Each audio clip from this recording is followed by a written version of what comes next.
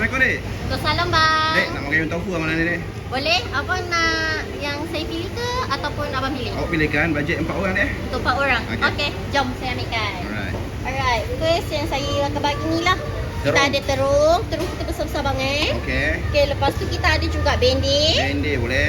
Okey, lepas tu kita ada tauco. Ini sedap dia. Boleh. Lepas tu ni yang baru dekat dalam ni, kita ada cendawan shiitake. Cendawan pun ada. Okey okey. Yang putih ni adalah isi ikan lah. Alright, special request dek, Okey. telur puyuh.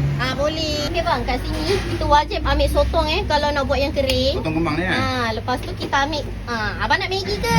Mi ke? Boleh yang tu yang awak pegang. Maggi. Abang try yang ni sebab yang ni dalam dia ada letup-letup. Letup-letup lagi. Lepas tu yang ni pula dalam dia ada inti kari. Kari, baik. Okey, lepas tu saya bagi abang try pengepit ketam. Ketam ni nak Kita kena ambil cicung fan. Memang wajib kalau makan ayam tofu kena ada cicung betul, fan betul. lah. Lepas tu macam biasa kangkung kegemaran rakyat Malaysia.